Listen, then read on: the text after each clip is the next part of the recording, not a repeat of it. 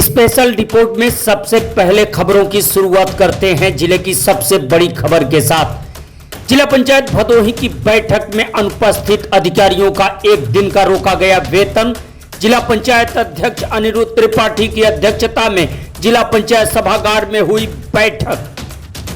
अगली खबर की ओर बढ़ते हैं तो पूर्व सांसद और भाजपा राष्ट्रीय परिषद के सदस्य पंडित गोरखनाथ पांडे नए संसद भवन में नजर आए हैं। संसद के मानसून सत्र की शुरुआत के साथ गोरखनाथ पांडे संसद भवन में तमाम मंत्रियों और सांसदों से मुलाकात की। उन्होंने क्षेत्र की समस्याओं से भी अवगत कराया। अगली बड़ी खबर की ओर बढ़ते हैं तो जिले के गंगा घाटों पर अब गंगा अपना पांव पसारने लगी हैं। यमुना के जलस्तर में बढ़ोतरी के बाद गंगा के जलस्तर में लगातार बढ़ोतरी हो रही है। डीग विकास खंड के बारीपुर गांव में खैरा गांव के पास से गंगा सीधे बारीपुर गांव की ओर अपने लहरों के वेग का चोट देते हुए ग्राम देवी मंदिर और मां शारदा के मंदिर के अस्तित्व के वजूद की तरफ बढ़ रहे हैं। हालांकि इन दो देवियों के मौजूदगी और संघर्ष की जंग के बीच ही यहाँ का अद्भुत दृश्य कटान को लेकर देखने को मिल रहा है। दो देवियों की इस बड़ी जंग का अंजाम क्या होगा?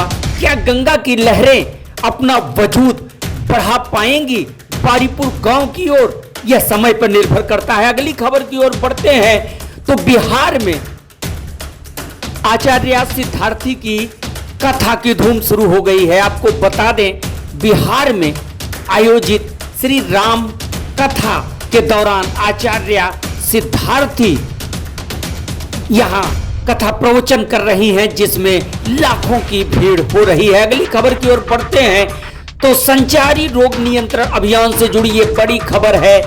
डीग ब्लॉक के ग्राम पंचायत महुआरी केवटाही समेत कई गांवों में अभियान चलाकर छिड़काव का कार्य कराया जा रहा है। साथ ही साफ सफाई पर भी विशेष ध्यान दिया जा रहा है। इस बीच मंडली टीमें भी निरीक्षण को पहुंच रही हैं। ग्राम पंचायत महुआरी केवटाही पूरे नगरी समेत मोरवा नदी के तटवर्ती गांव में पौधरोपण अभियान के साथ संचारी रोग नियंत्रण अभियान की दिशा में भी आज डीग ब्लॉक में कार्य होता नजर आया। इस बीच जन संवाद कार्यक्रम में खंड विकास अधिकारी डीग धनराज कोटार्य ने लोगों की समस्याएं सुनी। इस दौरान वीडियो हमारे साथ बातचीत में क्या कुछ बोले हैं, डीग के वीडियो देखिए। सबसे बड़ी और अहम बात ये रही है कि गांव में इस समय साफ सफाई के लिए विशेष मुहिम चलाई जा रही है। संचारी रोग नियंत्रण अभियान के तहत स्वयं खंड विकास अधिकारी डीग ऐसे गांवों पे नजर रख रहे हैं, तमाम गांवों में जा रहे हैं, पौधरोपण का भी कार्य चल रहा है। तो आज हम बात करेंगे डीग के खंड विकास अधिकारी से और जानेंगे कि जो कार्यक्रम संचालित हो रहे हैं गांव में क्या स्थिति है रोकथाम के लिए। तो क्या हो रहा है ग्राम पंचायतों में? ग्राम पंचायतों में क्लस्टर के अनुसार जो है प्रतिदिन जो है कम से कम 4 गाँवों में साफ सफाई कार्य किया जाता है।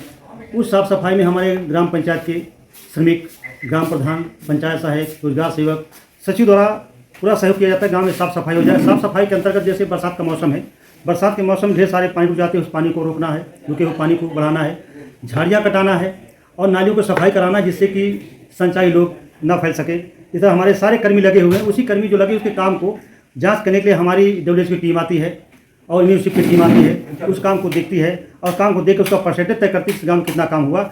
इस संचारी रोग के संबंध में हम इस समय पूरे विकास खंड में प्रत्येक दिन 4 गांव में ढेर सारे कर्मचारी लग जाते हैं। इसमें आंगनबाड़ी हैं, आशा बहुएँ हैं और जो पशु डॉक्टर हैं वो भी लगे रहते हैं। हमारे पीएचसी के डॉक्टर लगे रहते हैं, हमारे ब्लॉक के कर्मचारी लगे रहते हैं। इनमें साफ़ सफाई का विशेष ध्यान दिया जाता है और सभी को साफ़ सफाई के संबंध में बताया जाता है। सर, पौधरोपण का भी कार्यक्रम चल रहा है, तमाम गाँवों में पौधे पहुँच चुके हैं, तो क्या प्रक्रिया अपनाई जा रही है पौधरोपण की दिशा में और आपके स्तर से क्या निर्देश दिए गए हैं? हमारे विकास खंड डीग में जो है वर्तमान समय में हमारे ब्लॉक का लक्ष्य है 98,000 पौध लगाना है।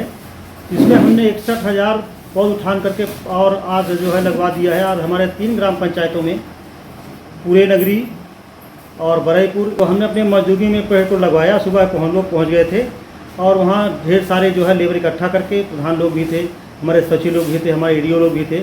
हमने 3 गांव में मुहिम चला के आज ही हमने सुबह 600 पेड़ लगवा। हमने ये अभियान छेड़ा मोरवा नदी के किनारे। उसका कारण यह है कि मोरवा नदी में हमारे विकास खंड से 3 गांव मोरवा नदी के से गुजरते हैं। तो हमने अभियान चलाया कि मोरवा नदी पे लगाने से हमें ये फ़ायदा होगा, एक तो नदी में पानी रहता तो पेड़ों को पानी मिल जाएगा आसानी से। दूसरे यहाँ पर वहाँ पर जो है पशुओं का भी, क्योंकि दोनों मोरवा नदी दोनों साइड में किसानों के खेत हैं, तो किसानों के खेत होने से उस वृक्ष की आसानी से सेवा भी हो जाएगी, उसका जो है आसानी से पालन हो जाएगा, गुड़ाई हो जाएगी। तो इस तरह से हमने इस मुहिम काम को छेड़ा कि नदी के किनारे, मोरवा नदी के किनारे वृक्ष लगाएंगे तो हमारे वृक्ष को ज़्यादा सुरक्षा प्राप्त होगा और हमारे वृक्ष जीवित रहेंगे। तो ये थे हमारे साथ दी के खंड विकास अधिकारी धनराज कोठारे, जिन्होंने बताया कि किस तरह से पौधरोपण का कार्यक्रम संचालित हो रहा है। खासतौर से जल ही जीवन है, मोरवा नदी जिनके वजूद, जिनके अस्तित्व के लिए पिछले दिनों प्रशासनिक तौर पे कदम उठाए गए थे। स्वयं जिलाधिकारी गौरांग राठी ने इस पर पहल की थी। उसके पहले विशाख जी के समय मोरवा नदी के पुनरुत्थान की दिशा में कदम बढ़ाया गया था।